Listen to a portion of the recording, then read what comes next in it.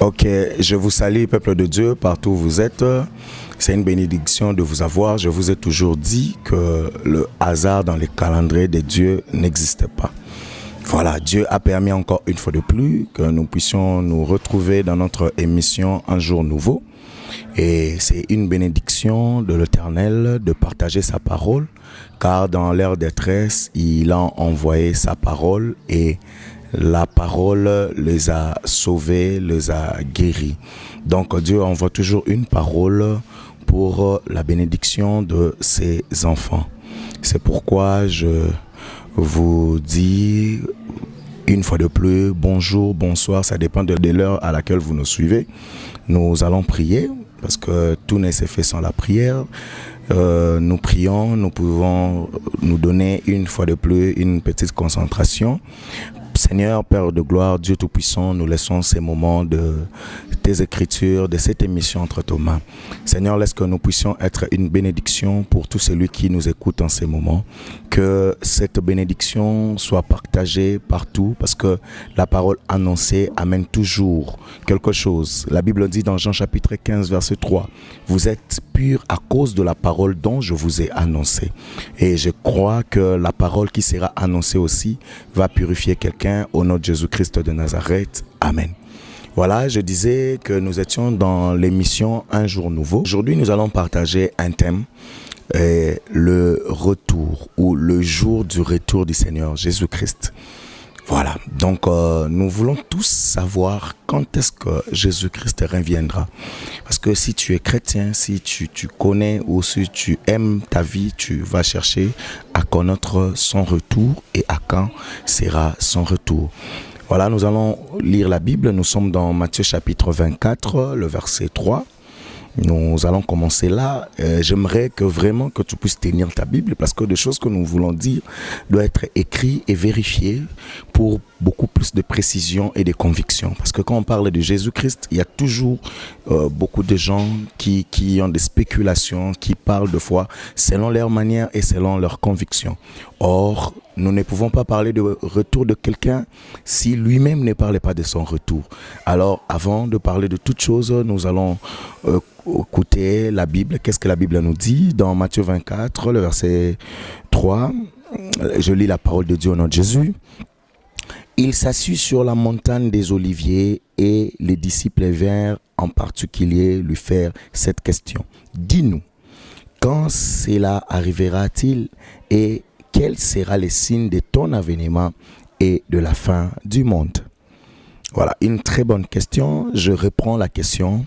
Quel sera le signe de ton avènement et de la fin du monde? Voilà, c'est ça la question posée. Toi aussi, tu te poses ces questions. Quand sera l'avènement du retour du Fils de l'homme? Quand sera son retour? Et les signes qui vont accompagner son retour. Alors Jésus lui-même va répondre à cette question. Ce n'est pas moi à vous de le dire, c'est lui-même qui répond à la question. Et il commence par répondre, nous descendons dans le verset 4, il dit, Jésus leur répondit, prenez garde que personne ne vous séduise, car plusieurs viendront sous mon nom, disant c'est moi qui suis le Christ et qu'ils séduiront beaucoup de gens. Vous entendrez parler des guerres et de bruit des guerres. Gardez-vous d'être troublés, car il faut que ces choses arrivent, mais ça ne sera pas encore la fin. Une nation s'élèvera contre une nation et un royaume contre un royaume, et il y en aura en divers lieux de famine, de tremblements de terre. Tout cela ne sera que le commencement de douleur. Alors on vous dira, on vous livrera au tourment et l'on vous fera mourir et vous serez haïs de toutes les nations à cause de mon nom. Alors aussi plusieurs succomberont et ils se trahiront, se haïront les uns les autres. Plusieurs faux prophètes s'élèveront et séduiront beaucoup de gens. Et parce que l'iniquité sera accrue, la charité des plus grands nombres se refroidira. Mais celui qui persévérera jusqu'à la fin sera sauvé. Jésus est en train de parler déjà de la persévérance selon ses enfants. Il est en train d'annoncer deux choses. Il parle de guerre, il parle de famine, il parle des signes qui qui accompagneront son avènement, qui accompagneront ce retour. Mais ce n'est pas ça le problème. J'aimerais qu'il y ait de vrais signes, parce que il y a quelqu'un qui va me dire, il y a déjà des guerres, oui, il y a déjà de la famine, il y a déjà de la haine, il y a déjà l'iniquité s'est accrue. Et quand est-ce que nous devons comprendre? Parce que tous les chrétiens pensent à une chose, le chrétien pense au retour du Seigneur Jésus. Ils se disent, nous serons enlevés avec lui, nous allons partir avec lui. Et ces choses, oui, ce n'est pas faux. Mais nous allons lire encore la Bible, vraiment supporter que nous puissions lire, parce que ce sont des écritures et il doit y avoir de la lumière. C'est pourquoi lorsque vous verrez l'abomination et la désolation dont a parlé le prophète Daniel établi en lieu saint, que celui qui lit fasse attention. Bien-aimés dans le Seigneur, je vais un peu m'arrêter là. Que celui qui lit, quand vous verrez l'abomination, quand vous verrez ce dont a parlé le prophète Daniel, un jour nouveau ne reviendra pas si nous ne voyons pas l'accomplissement de la prophétie du prophète Daniel. Alors, l'accomplissement de cette prophétie se passe comment? Et nous allons lire la prophétie. Nous allons lire la prophétie pour enlever un peu de l'ignorance. Nous sommes dans Daniel chapitre 9, le verset 27. Qu'est-ce que Daniel dit par rapport à cette prophétie? Parce que Jésus a parlé du prophète Daniel. Donc, comme Jésus a parlé du prophète Daniel, cela veut dire que il faut voir le prophète Daniel, qu'est-ce que le prophète Daniel a dit et pourquoi il a dit ça. Nous allons parler de la part du Seigneur. Le prophète Daniel dit ceci, dans 27, il dit, dans Daniel chapitre 9, le verset 27, il dit ceci. Il dit, il fera une solide alliance avec plusieurs pour une semaine. Et durant la moitié de la semaine, il fera cesser les sacrifices et les offrandes. Les dévastateurs commettra les choses les plus abominables. Oh là, merci Seigneur, c'est ce que Jésus a dit. Les plus abominables, jusqu'à ce que la ruine et ce qui a été résolu fondent sur le dévastateur. Donc, il parle de quelqu'un, il parle d'une chose. Et le prophète Daniel, parce que avant le prophète Daniel, il n'y avait pas encore une prophétie, la prophétie des gens. Alors, le dévastateur, qu'est-ce qu'il fera? Lorsque nous allons voir l'abomination établie dans les lieux saints, l'abomination établie dans l'église, nous allons voir des gens qui sont appelés à défendre le nom de Jésus. Ce sont ces mêmes personnes-là qui seront porteuses d'un message diabolique. Ils vont faire cesser la sainteté dans l'église. Ils ne vont plus donner vie à l'église. L'église va perdre son chemin. L'église va perdre la sainteté. Bien-aimés dans le Seigneur, aujourd'hui, ce n'est plus les païens qui commettent des choses bizarres, mais ce sont des chrétiens. Ce sont des gens qui se disent connaissant Jésus. Aujourd'hui, nous avons la technologie qui est avancée. Nous voyons quelqu'un sur son statut Facebook, WhatsApp, publier Jésus est mon amour, Jésus est ma lumière. Mais cette personne est en mini-jupe. Cette personne est mal habillée. Cette personne est en train de prononcer Jésus, mais dans l'abomination. Il ne montre pas Jésus comme il devait le montrer. Que Jésus est un homme saint, Jésus est un homme de vérité, Jésus est un homme qui aime la sainteté.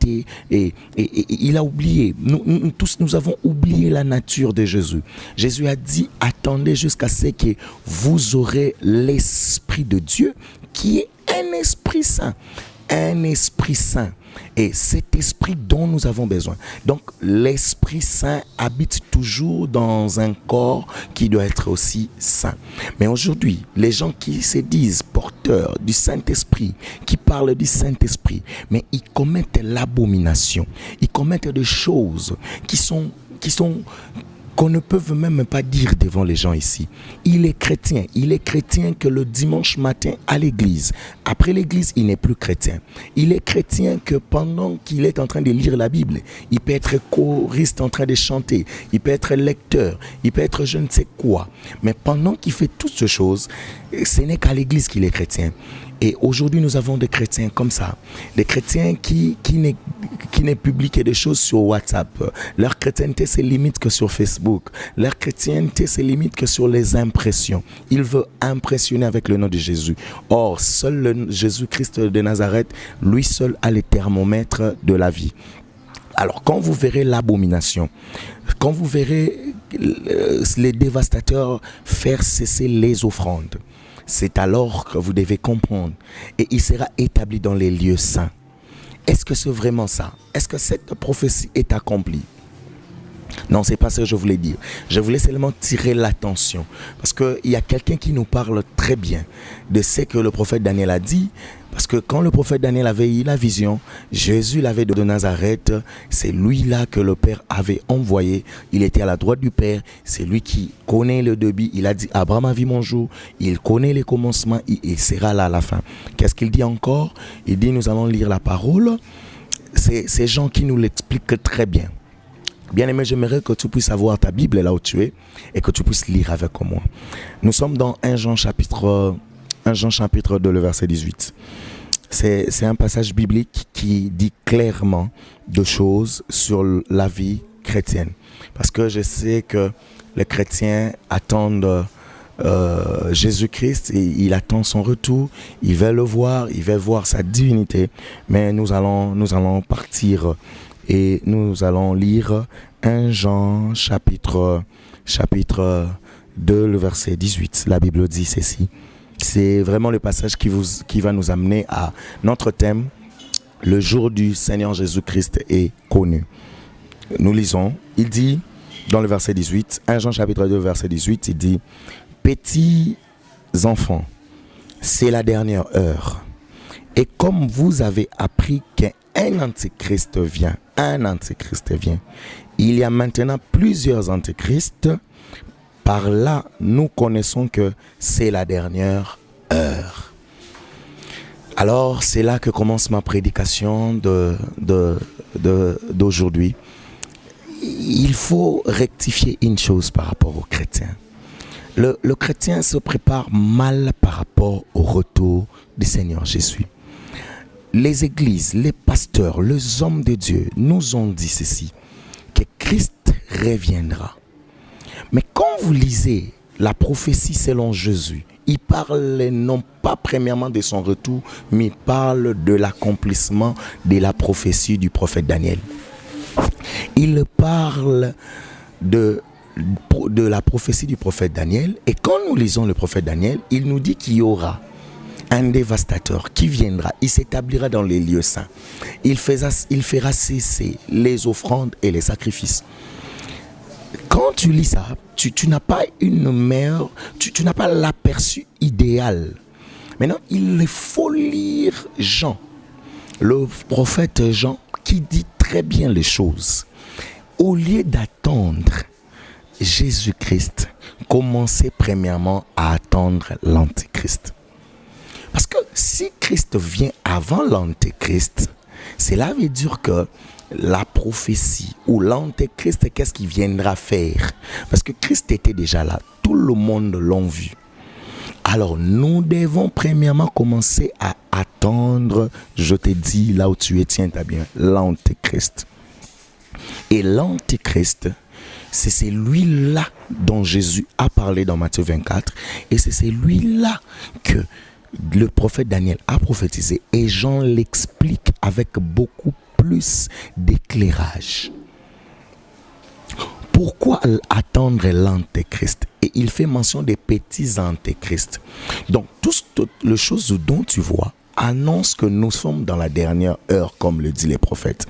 Que nous sommes dans la dernière heure et que dans la dernière heure, les petits antéchrists sont là pour faire que la prophétie qui était annoncée, les guerres, le famine, le bruit des guerres, ne soit que cette alerte-là, une alerte qui va dire qu'il y a quelqu'un qui vient. Et cette personne qui viendra pour faire sa mission, son travail.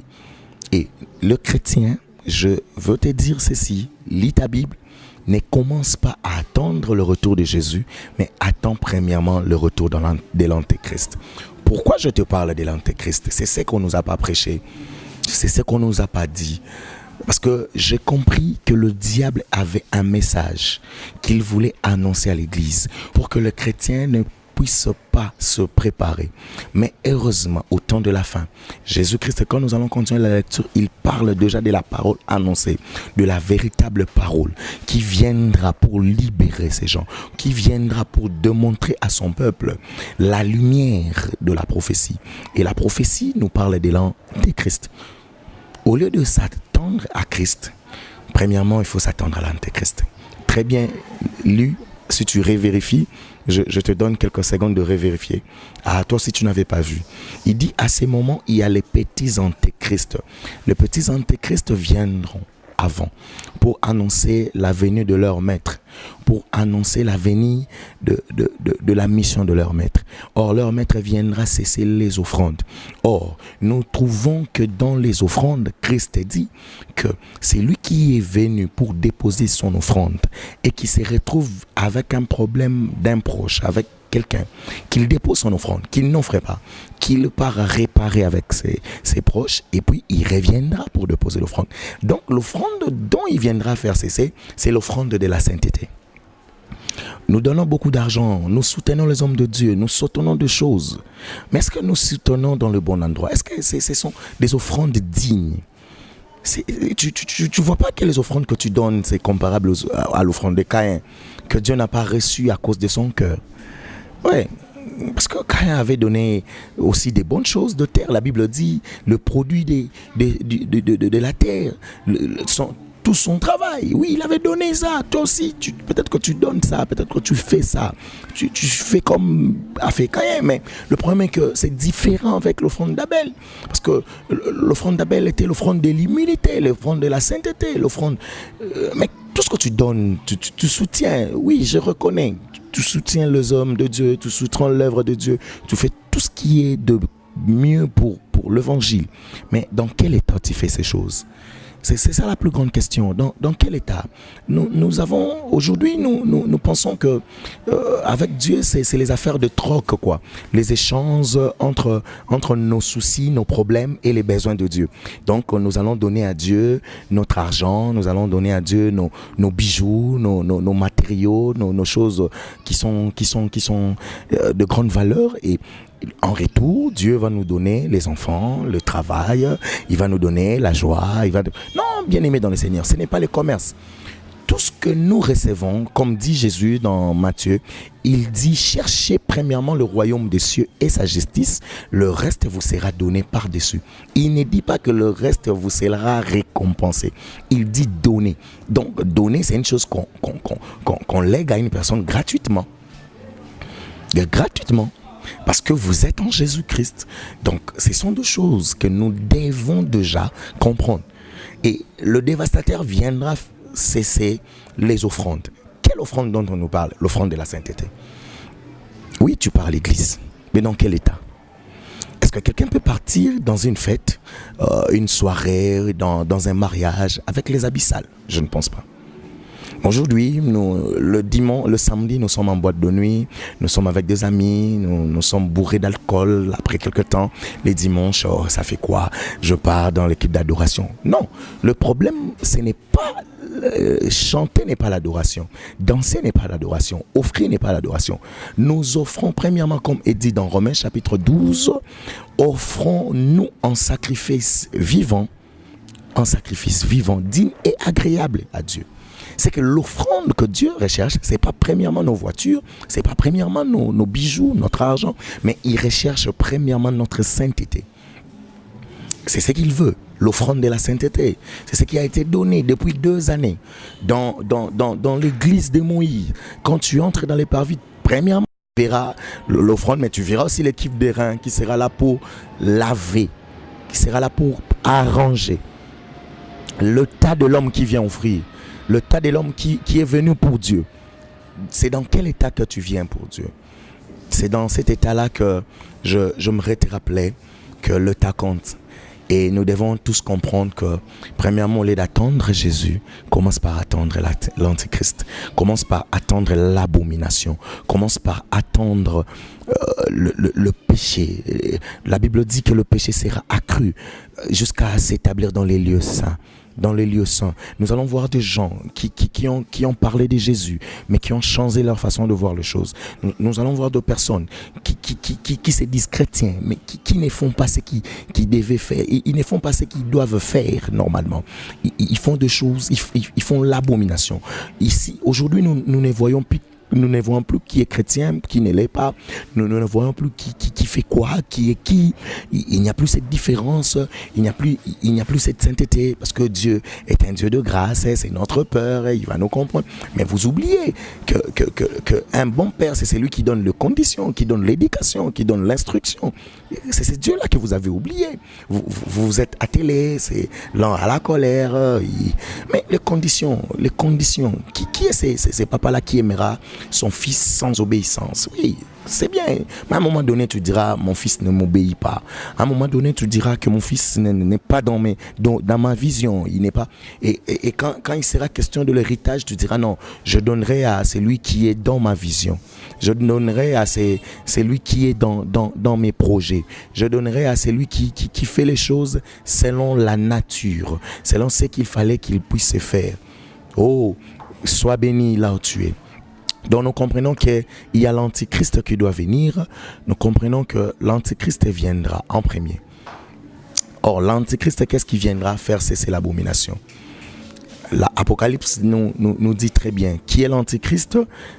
C'est ce que l'Apocalypse, c'est ce qu'Apocalypse explique très bien dans Apocalypse chapitre